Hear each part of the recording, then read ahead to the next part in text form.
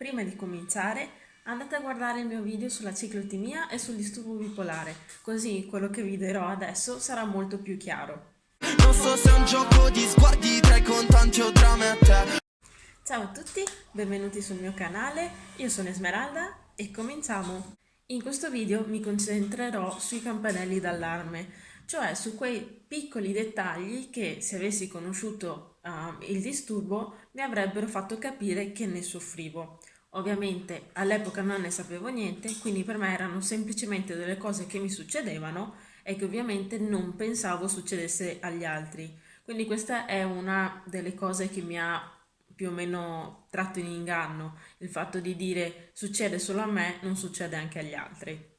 Vi ricordo solo velocemente che il sentirsi felici o il sentirsi tristi dopo un evento, che sia un evento bello o un evento brutto, è normale, succede a tutti. Quello che non è normale è sentirsi contenti, esageratamente felici, disposti a fare di tutto, senza nessun motivo, oppure essere depressi, sentirsi tristi e non aver più voglia di fare niente, anche lì senza nessun motivo. Questa è la base, la definizione del disturbo bipolare. La mia storia comincia verso la fine del 2017, quando di punto in bianco ricordo di aver detto al mio ex io voglio suicidarmi. Lui ovviamente ha liquidato la situazione dicendo su dai, non dire queste sciocchezze, ed è comprensibile perché non è che uno si sveglia e dice le cose così, giusto? Qualche settimana dopo invece ho avuto l'impulso di andare all'estero, così anche lì di punto in bianco, per lavoro. Sono andata via circa un mese e mezzo. La cosa particolare è che sono partita mettendo da parte tutto il resto, tutto il lavoro che avevo già, l'università, eccetera. Quindi questa è una delle caratteristiche di questo disturbo, l'impulsività. È stata una delle esperienze più belle e non me ne pento, però quando sono tornata si è scatenato il putiferio. Ci siamo lasciati e sono andata a vivere da sola, quindi già questo è stato un po' traumatico da vivere e è normale, pensavo fosse normale, il fatto di essere entrata in una lunga fase di depressione. Quando è cominciata la depressione, pensavo fosse dovuto al fatto di essermi lasciata con il mio ex, ma entrambi sapevamo che non era la cosa giusta, quindi io sapevo di non essere felice in quella relazione, ma una volta persa pensavo di essere veramente crollata, quando in realtà non c'entrava proprio niente. Uno dei primi momenti dove sono diventata consapevole di ciò che sentivo è stato il 15 gennaio 2018, dove per la prima volta scrivevo sul mio blog un articolo dicendomi che sarebbe andata tutto bene e di smettere di avere quegli stupidi pensieri suicidi. 2 settimane dopo ho scritto il secondo articolo e vi assicuro, se uno psichiatra l'avesse letto mi avrebbe subito diagnosticato il disturbo bipolare, perché inconsapevolmente ciò che ho scritto erano gli esatti sintomi di questo disturbo e si intitola Non mi piacciono le montagne russe perché proprio qui racconto l'esperienza di svegliarmi felice un giorno e svegliarmi triste l'altro, ma ripeto, felice a livelli straordinari dove ho cominciato tantissimi lavori che poi ho dovuto smettere perché non ce la facevo, cioè tutto molto esagerato, per poi svegliarmi il giorno dopo e rendermi conto che non sono invincibile, non sono un'eroina e anzi non mi interessa più fare niente, voglio solo rimanere a letto tutto il giorno o addirittura scomparire. Quindi erano proprio delle fasi estreme e andate da un momento all'altro, quindi così come una montagna russa con tutti i giri che potrebbero esserci.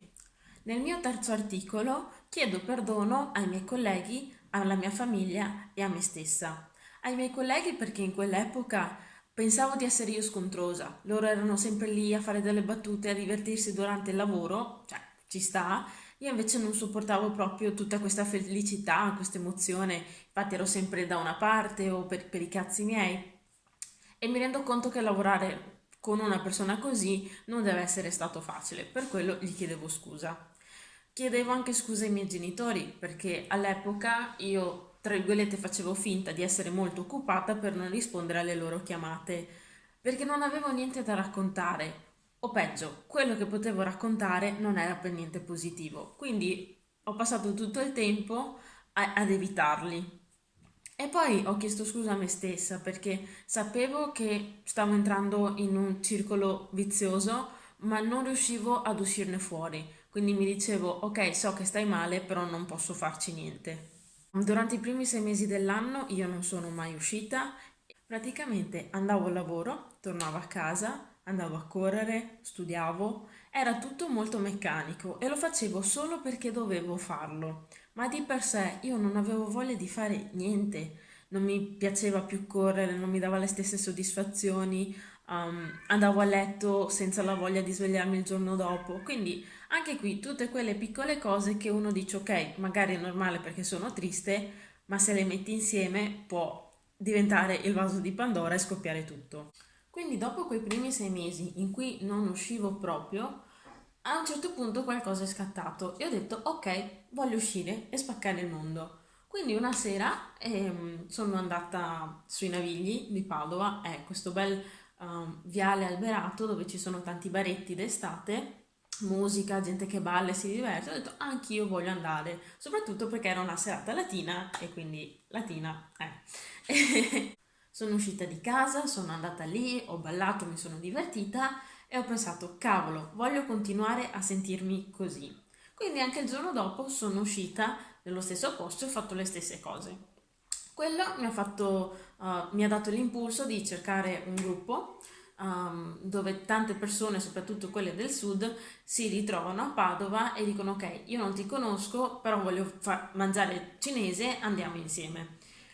E sono uscita con loro una sera e da lì è andato tutto in su, nel senso che sono uscita di nuovo, ho conosciuto il mio attuale fidanzato e andava tutto bene. Ci siamo messi insieme e verso la fine dell'anno sono andata in depressione di nuovo. Qual è il problema? Finché sono da sola è facile da gestire, più o meno, ma quando c'è un'altra persona coinvolta, soprattutto se ti vuole bene, è un casino. È stato molto difficile per me spiegare a lui che io sentivo delle cose e che non sapevo come definirle, come nominarle. Mm. E, e quindi lui non capiva perché mi ha conosciuto come una ragazza super solare, con voglia di fare, e poi si è ritrovata con una me triste che non voleva mai uscire e che perfino non sopportava di vederlo.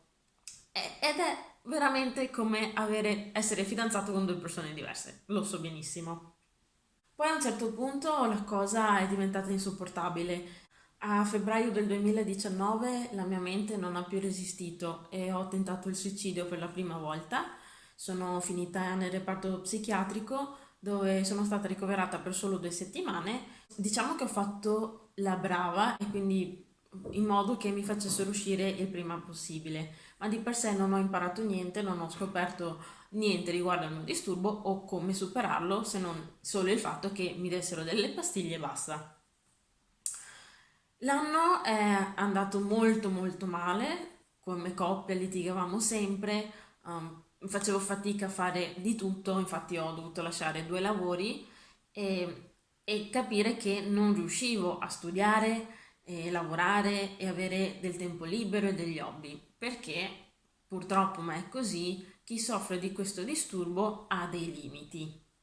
Poi, di nuovo, è arrivato il momento in cui non ce l'ho fatta perché non prendevo le pastiglie, bevevo troppo, alcol e pastiglie non vanno d'accordo e non seguivo le regole. Quindi, di nuovo, purtroppo mi sono ritrovata a tentare il suicidio per la seconda volta e sono finita di nuovo nel reparto psichiatrico. Questa volta sono stata ricoverata un mese e poi mi hanno trasferito in una casa di cura per un altro mese e mezzo. Riguardo alla mia esperienza su quella casa di cura, vi rimando al video sul disturbo bipolare. Adesso invece voglio solo darvi qualche esempio di come ogni tanto riuscivo a gestire la mia situazione. Quindi, innanzitutto, e sembra scontato o stupido, guardare serie TV. Per me, guardare serie TV o film quando tornavo a casa o quando ero triste era fantastico perché per 1 ora o 2 ore la mia mente staccava, mi concentravo sul film e non mi ricordavo nemmeno di quanto male stavo, finché il film non finiva e tipo tornavo alla realtà e dicevo cazzo, sono triste di nuovo, sto male, cosa faccio? mettevo un altro film o un'altra serie e lì comunque riuscivo a far sì che il tempo passasse senza fare stupidaggini. Quindi distrarsi è la cosa più importante. Usavo anche la corsa per farlo, ma in quei momenti, quando sono in quello stato lì, anche la mia passione più grande diventa semplicemente una cosa che faccio tanto per fare. Però è pur sempre utile. Un consiglio che posso darvi adesso che ho passato tutte queste cose è quello di informarvi leggendo, chiedendo ad uno specialista, a qualcuno che conosce qualcuno che ha avuto questa cosa qua, quindi veramente informarsi sui sintomi e sui meccanismi che esistono per gestire questa situazione, quindi le pastiglie, il supporto psichiatrico o psicologico e comunque ritrovarsi con delle persone attorno che siano disposte a capirti e a stare insieme a te nonostante la complicanza. Diciamo che più entri in sintonia con la persona, che sia fidanzato, che sia un genitore o un amico, è facile che riusciate ad andare d'accordo. Quindi, nel mio caso, lui sa benissimo che se sono triste non mi deve disturbare, non deve venire a portare tutto il suo mondo sopra di me quando il mio mondo in questo momento non esiste, mettiamola così. Quindi serve tanta sintonia e anche per familiari e amici vi consiglio le stesse cose, quindi far leggere a loro dei libri, far andare loro da uno specialista, andare magari insieme tu con la tua famiglia dallo psicologo o dallo psichiatra, in modo che tutti attorno abbiano le stesse conoscenze e gli stessi spunti. Altri consigli possono essere quelli di praticare yoga o meditazione, perché magari per me il film ha lo stesso scopo, quello di concentrare la mente su una cosa e non pensare a tutto il resto, per qualcun altro concentrarsi sul respiro, su un suono o su un'immagine specifica può fare lo stesso effetto.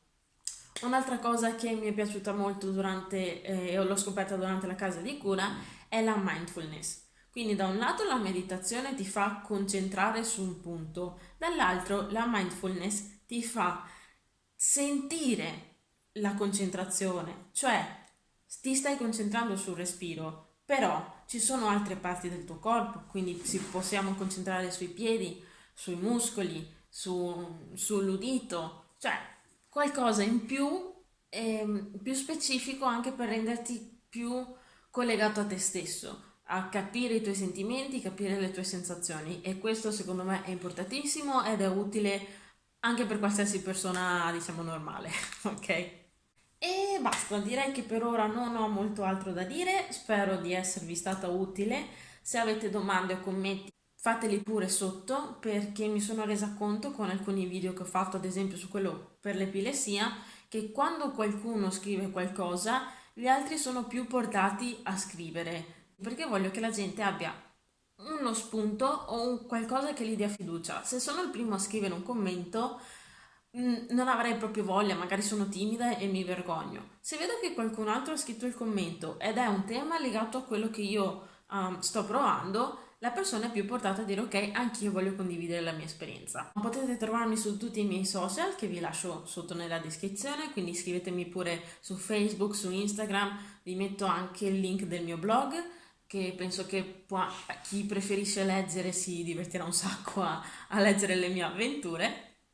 Poi sul canale YouTube da qualche mese ho iniziato a fare questa sezione riguardo a questo mio disturbo, però non è solo questo, ci sono tante cose dietro, quindi potrei parlarvi di mille altre cose, ad esempio battute che la gente fa senza rendersi conto di cosa vogliono dire davvero, o forse farò anche un video sulle cose più assurde che mi sono successe in questi mesi, cioè perché la gente proprio non capisce. Vabbè, tutto un altro discorso.